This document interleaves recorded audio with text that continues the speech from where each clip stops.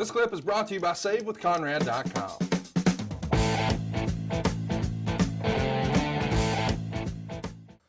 Hulk Hogan is going to become a major part of WCW. And when that happens, Ron Simmons starts to see himself move down the card quite a bit. And you've told the story once upon a time that, you were trying to bring Ron in for a long time before it actually happened. Catch us up on what that relationship was like. Ron Simmons was someone that we looked at and thought he would be a really good fit, and someone that we actively romanced and actively, scouted and pursued. So I knew when Ron's contract was up, and I would call Ron at the same time every year, and practically like every 3 months, just check in and say, "Hey, Ron, how you doing? Bruce Prichard, reminding you that when you're ready to talk and you can, and you might want to think about making a move, you got my number, and give me a call, man, and hope everything's well." And that was about the extent of the conversation.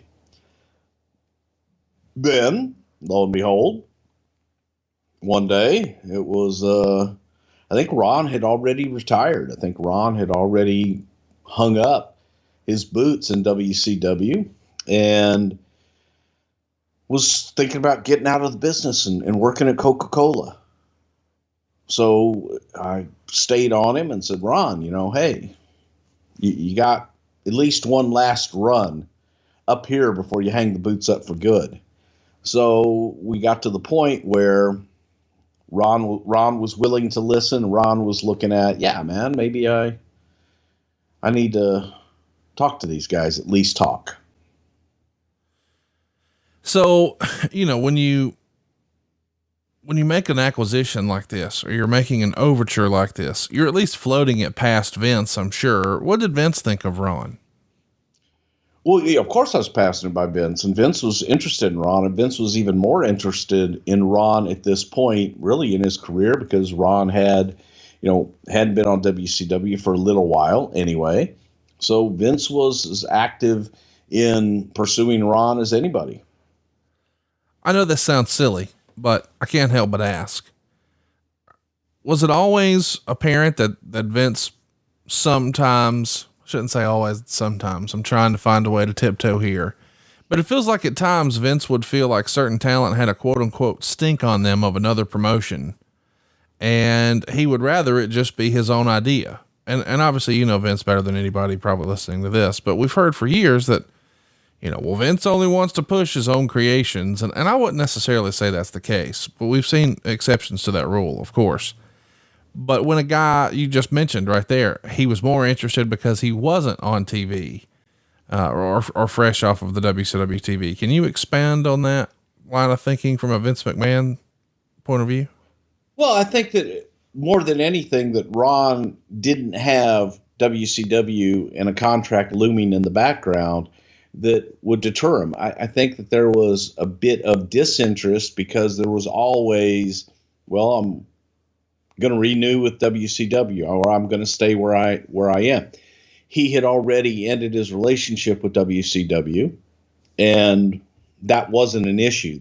To me, I think that is what made him more appealing to Vince at the time, because when you still got that contract lingering down there and something that's going to be a roadblock, it's okay until they can actually talk and until you can actually engage in conversation, then there's not a whole lot you could have done. I feel strongly that saving money is important. If it's not something we worry about now, boy, we are really going to worry about it later. And I want to help you get out of debt faster and do it with cheaper monthly payments. I'm talking to you if you're in a 30-year loan. Now is the time to take years off of your loan. We're routinely helping our listeners cut 5, 10, even 15 years off their loan. And you can do this without perfect credit, with no money out of pocket. You've just got to start at SaveWithConrad.com. So at some point, we should mention he does a few shots with ECW. He wrestles guys like Mikey Whipwreck, Sabu, Shane Douglas, and 911. Are you in regular communication with Heyman in that era? about all things, ECW when it came to prospects you were interested in? Yeah, Paul and I talked all the time about, hey, who's available out there and who are you using, what's coming up type shit. Without a doubt, yeah, Paul and I talked a lot. What about Jim Ross? I think at the time he's, I'm not sure actually. In fact, yeah, let's talk through that. I think it was 96 that JJ leaves and JR comes in. Did JR have a hand in bringing in Ron Simmons? It seems like from their shared history, he would have been a big Ron fan. I'm sure that JR was a big Ron fan. Or JR was not John. Where the hell did I come up with that? But JR was not a part of that in particular with bringing Ron in and talking to Ron and going to meet him. I would venture to guess and think it would be a very safe guess that JR would have been very high on Ron Simmons. So Ron's given notice in September of 94 that WCW is not going to renew his contract. And it takes until June of 96 for him to pop up in the WWF. And he just, taking a stab at the old regular gig, working at Coca-Cola, and decided this shit's for the birds. Yeah, I think so.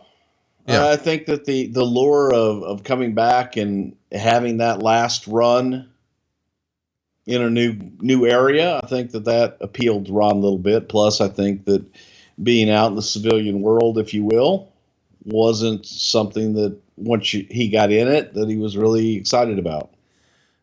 And listen, I know this is hard for some of our listeners to probably, well, maybe not, but in that era, it very much felt like a lot of guys didn't think their career was complete or they had done all there was to do unless they had at least one run in quote unquote New York, right? I think that some people, a lot of people looked at it that way. They all wanted to be in as I would say, the show. Yeah. So they all wanted to hopefully be able to have that run, good, bad, or indifferent. Can you tell me about, where you're thinking at from a roster standpoint? I mean, I just want to bring all of this to some context, I guess. Brian Pillman came in 96. Mick Foley came in 96. Steve Austin came in 96. Mark Mero came in 96. Ron Simmons came in 96. Certainly there's a few guys who were leaving, Mr. Perfect, Scott Hall, Kevin Nash. There's a lot of moving parts here, but did you feel like you guys were rebuilding, reloading? Was there a paradigm shift with the way you were approaching talent or folks you were picking up? Yeah, I think it was from the standpoint of competition and some of our biggest stars leaving and going to the other guys. So yes, that was something we're looking at being able to build new and create a different environment almost, if you will, because it was people that were more known for their in-ring talent. Steve Austin, hell of a worker. Ron Simmons, hell of a worker. So looking at that, you kind of say, okay, grab the best that's available at the time. Yeah. From an in-ring standpoint, you're picking up Steve Austin, Ron Simmons, Mark Mero, Brian Pillman, Mick Foley, et cetera, and you're letting loose of perhaps a past his prime Mr. Perfect. And of course you're losing Kevin Nash and Scott Hall, but it's hard to argue. And don't get me wrong. I know immediately with the impact of the NWO, I think everybody thought, oh man, WCW is just running roughshod over the WWE. But in reality, it's hard to argue WWE didn't come out ahead on that deal. Yeah, I would think so. I think that obviously WCW had a hell of a run there for a while and did great. Hey, it's Conrad Thompson. Thanks for checking out the podcast here on YouTube. Be sure to hit the subscribe button and the notifications bell so you get a notice anytime we upload some new content. And go save yourself some money right now. If you're in a 30-year loan or you have credit card debt, it's not a matter of if I can save you money. It's a matter of how much. Find out right now for free at SaveWithConrad.com.